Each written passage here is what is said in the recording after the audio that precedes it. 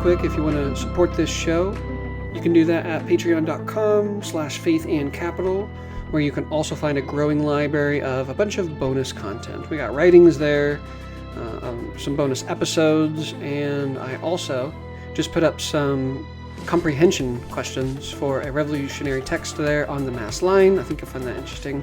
But yeah, patreon.com. You can also help boost the show on Spotify and on iTunes by leaving a simple rating and review. Super easy. You just click it, and there you go. You helped boost the show.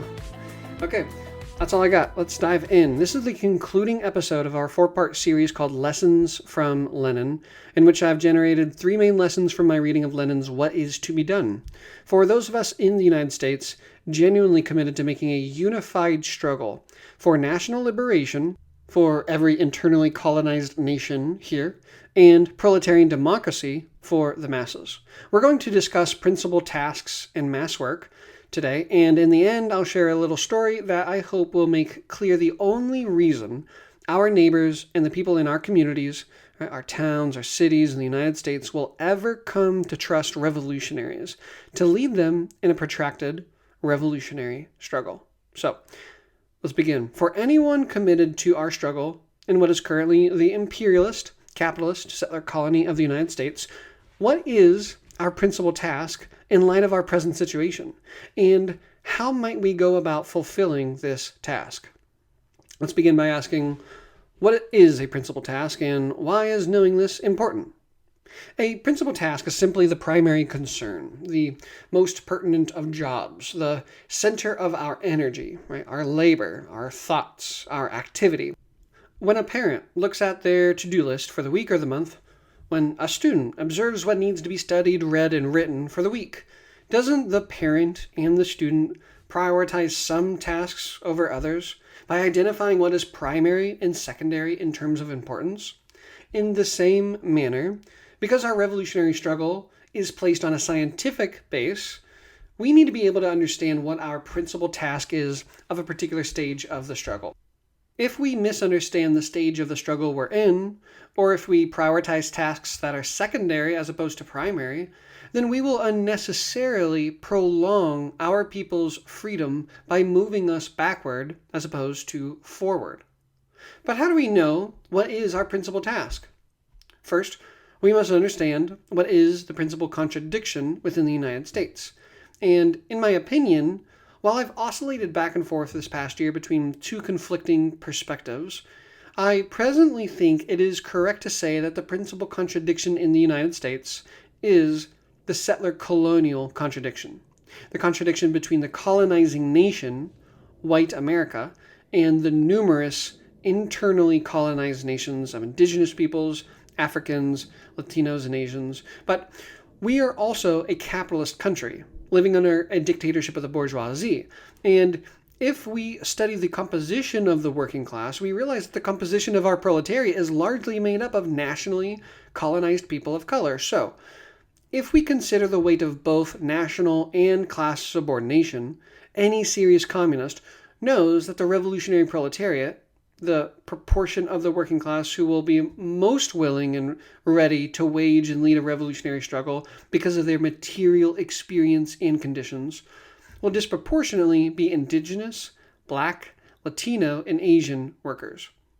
The other option I've been wrestling with for a while is to say that the principal contradiction is simultaneously and equally the colonial and bourgeois contradiction. But I think this perspective erroneously makes 2 into 1, as opposed to recognizing the interrelatedness of the 2 and handling the contradictions correctly. And to be clear, it's not that the contradiction between our bourgeoisie and our working class is unrelated, right? Our ruling capitalist class is a white, male, bourgeois colonizer dominating a working class made up of both nationally colonized peoples and white settlers like myself. As communists, it would be an error to throw out the struggle for proletarian democracy and reduce our struggle to a national liberation movement that maintains capitalist rule. It is in the interests of the nationally colonized proletariat to be led not by liberals, but by communists. And so our struggle is one of both, national sovereignty for indigenous people and lands, for black people, for Latinos, and it is for the establishment of proletarian democracy in the socialist transition towards communism. They should not be understood as two separate struggles, but one unified struggle with the understanding that the settler colonial contradiction is our primary contradiction. So, in light of our assessment of our primary contradiction, let's turn to the two main questions of this episode. What is our principal task, and how might we go about fulfilling it? Okay, anyone vaguely familiar with Maoism or Leninism understands that the principal task is the reconstitution of the party. To have a revolutionary struggle, we need a revolutionary party. The people, in order to win their struggle, need a party, okay? I'm not going to rehash that. That's kind of basic if you're a Maoist or a Leninist. But what's not basic is actually reconstituting the party, right? Actually developing a revolutionary struggle. Now, that is far from basic. So that's what I actually want to spend the rest of our time reflecting on, all right? Now, it goes without saying that I am no expert, right? These are just my thoughts that I'd like to share from my very limited experience, my personal understanding, my analyzing of our situation here in the United States, and from study. That's both personal study and study with comrades. So that's what I'm going to offer here. Again, not an expert, not claiming to be an expert. I'm learning, and I'm learning with others, and I'm learning through praxis, and I'm learning through study, and I'm learning through conversation. And so this is just what I'm sharing. Again, to be clear, not an expert, but I have come to some insights that perhaps might be helpful to some listeners out there. All right, let's begin. I think it's safe to say that most of us, if not all of us, are without a highly disciplined cadre or a working group with really, really effective mass work. On one hand, we do have very different levels of cadre organization, different levels of mass work being developed, different levels of mass relationships with the masses between these working groups and these cadres. And we also have different levels of struggle from happening within our communities, right? Different levels of mass activity in our towns and cities.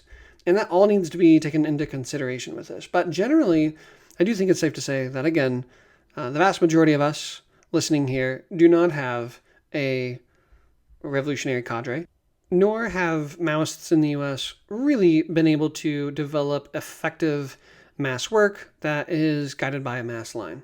So, I can't prescribe a program, right? That's not the mass line. The mass line assumes that you have done and continue to do a very deep scientific investigation and class analysis, that you're developing actions, events, and programs based on the very real ideas, thoughts, and concerns of the people that you're actually trying to organize, right? Not just people in general or an abstract idea of people like workers or black people or women or, just abstract anybody, right? No, who did you actually talk to? Did you knock on their door? Did you have a conversation with them by their car? Where did you talk to? Who did you talk to? What did they actually say? And so instead of pretending like there's some universal program that everyone just needs to hear about and start doing in their city or their town, what we need to do is we need to literally go talk with our neighbors or the people that we're trying to organize, and we need to gather and collect their ideas. Then we need to put it through our little Maoist revolutionary factory. And in this little factory, it's through our revolutionary communist lens where we're concentrating their ideas, finding the more advanced as compared to the intermediate, as compared to the backward ideas of the people. Then once we've developed a program based on, again, what the people actually said, what was on the hearts and the minds of the community or the specific oppressed group or the group of workers or tenants or, again, whoever you're trying to organize, then we return to the masses with this program and we test it. So everyone knows the two-step of the mass line, right? From the masses to the masses, but this is kind of like a three-step version of the mass line. But my main point here is that there is no program that can be prescribed. So if you're looking for a program like, oh, we have to do tenant organizing, or, we're Marxists, we have to organize a union right now, or we should do something that the Black Panthers did. That's wrong thinking, right? There is no universal program, and you and your cadre or your working group are only going to come to the correct programs and the correct ideas by actual social investigation, class analysis, real conversations, and developing genuine relationships and links with the people you're trying to organize. All right, so here's a few things to consider. First, a working group or a revolutionary cadre is only going to be formed through real mass work. Look, study groups are essential, right? They're really, really important. You have to be studying revolutionary theory, revolutionary history, both the history of revolutionary communism, but also your nation's revolutionary history as well. So, study groups are very important, and also modern sources or forms of agitation and propaganda. Here I'm thinking literature, like pamphlets, books, essays, flyers, but you also got things like Instagram now, blogs, podcasts. There are lots of mediums through which we can do agitation and propaganda, but, study groups and, say, this, classic newspaper, neither one of these two are sufficient for developing a revolutionary movement or a revolutionary cadre, all right? The most effective means of developing people into genuine revolutionaries is mass work, all right? Practice. Of course, we study, we do theory, there's a dialectical relationship between the two, but people who aren't practicing and trying to develop actual mass work, they're not going to serve the people in the way that they may think that they are. So it's really important to ground our focus, I think, right now on mass work. But everyone knows that, you can't just go out and just start doing mass work, right? There are some things that need to be developed. And so I've made a little list here, and to be clear, this is a cyclical process, right? It's not a linear process. These things need to be developed step by step as opposed to thinking that they'll just magically happen. And so let's walk through some of these things. All right, the first thing is that mass activity, right? Mass actions, programs, campaigns, literally the activity of the people we are trying to organize needs to be developed. And in some towns, in some cities, guess what? There's actually lower levels of community struggle. I think we can all think about a town or a city that we are familiar with that actually has a relatively low level of communal struggle, or what I'm calling mass activity. Next is we need to develop mass activists and organizers. Some towns, some cities will have greater numbers of mass activities and mass organizers. Some areas of the United States have longer histories of struggle and of organizing. And so while we need to take into consideration the relative level of activity of the people, we also need to take in consideration the actual numbers of activists and organizers that are out there organically developing and organizing their communities. All right. Then next, we need to consider developing our cadre's mass work. Right. This is kind of like the whole point of this episode, but this is something to be developed. Again, there's no blueprint. There's no universal program that you can just take. Well, they did this in this city, and so let's try it over here. But a working group or a cadre's mass work needs to be developed. And then, of course, we're getting to the level of mass consciousness, right? The consciousness of the people and the communities that we're trying to organize needs to be developed. And also the relationship, eventually, between the working group or your cadre's relationship to the people. That mass link, that mass relationship, the mass trust, the trust between everyday people and your organization, the name of your organization, the work that your organization is known for. But I think one of the errors that I myself have been wrestling through for the last while now is that I thought we could develop, say, a working group or a cadre and just start an organization and then really work on developing mass activity and mass activists.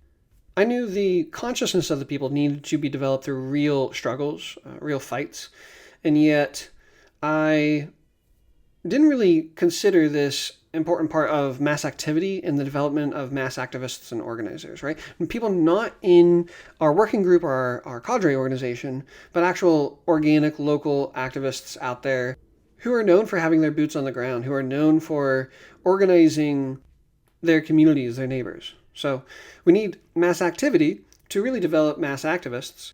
Because how are mass activists developed? Well, through actually leading actions and campaigns, actual organizing, actual experience. And from these mass activists and organizers, we can continually pull people into our working group or cadre. And so I've made this list to help us really think about, okay, well, what needs our focus? What needs our attention? Of course, we want to reconstitute a party, but guess what? There's a couple of things that have to happen before a party is constituted. We may still say that the party, the reconstitution of the party is still the principal task, but how do we get there, right? And that's what I'm trying to get at here is if you don't have a lot of mass activity going on, you're probably not going to have any mass activists and organizers. And if you don't have mass activists and organizers, you're probably not going to develop a really strong, disciplined, militant cadre.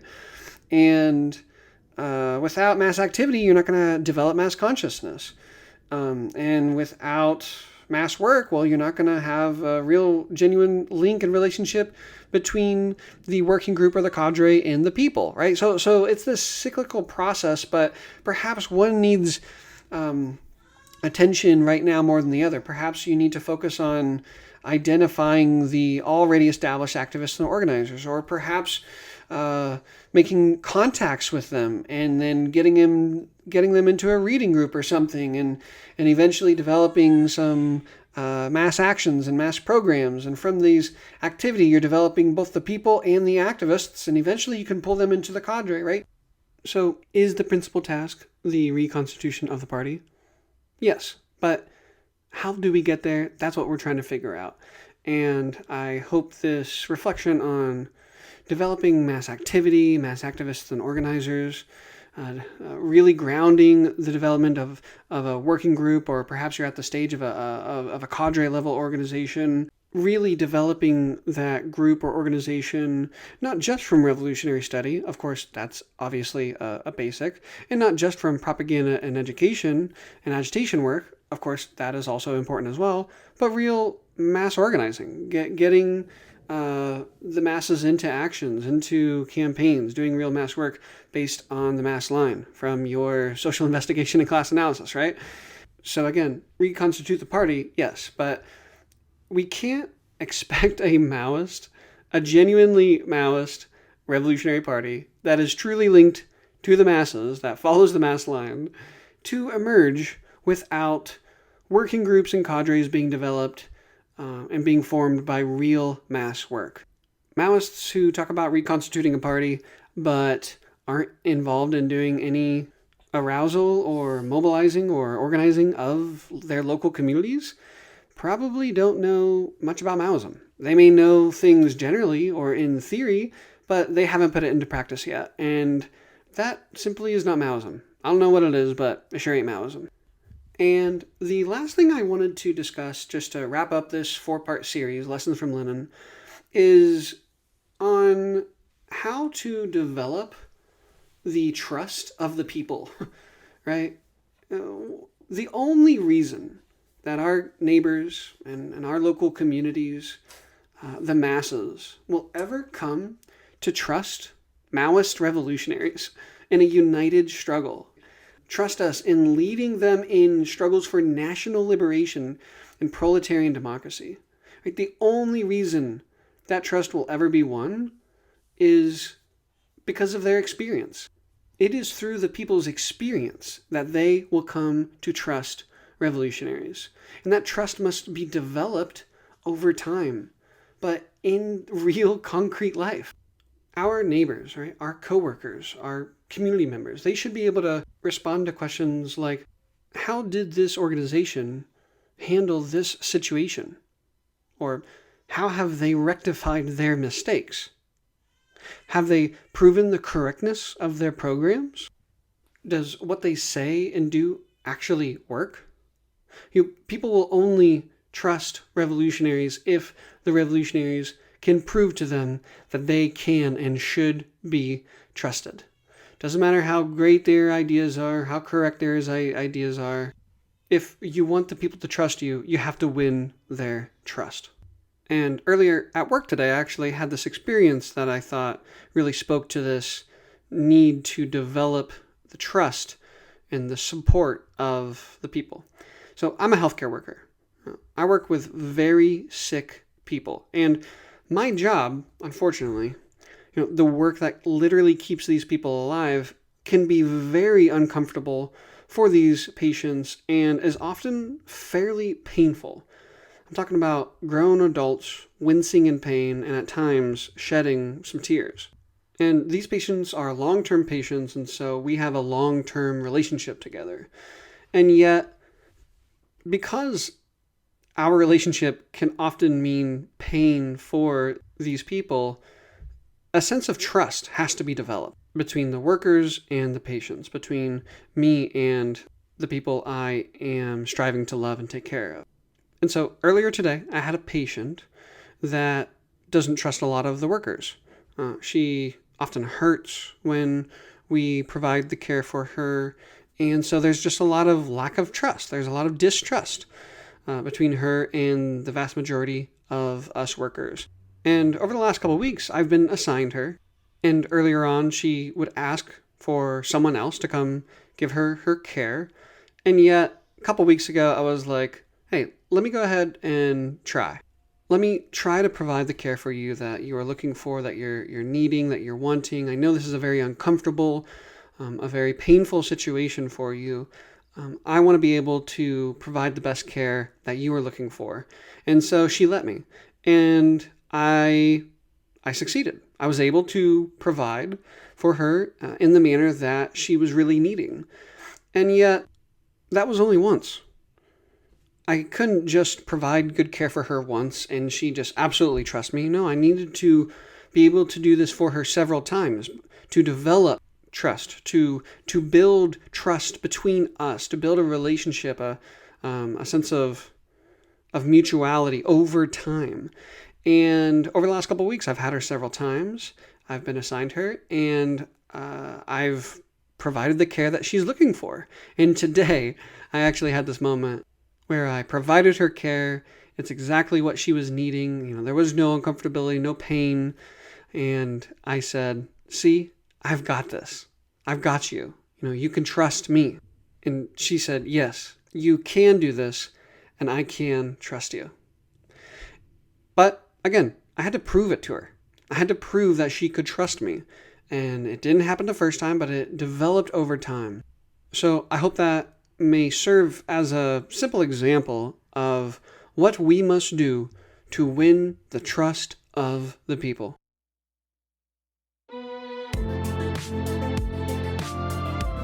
Thanks for listening to me ramble about my 3 lessons that I generated from my reading of Lenin's What Is to Be Done. I hope you found this concluding episode on, what did we talk about? Mass work, principal tasks, developing trust, all this stuff. I hope you found it interesting, helpful.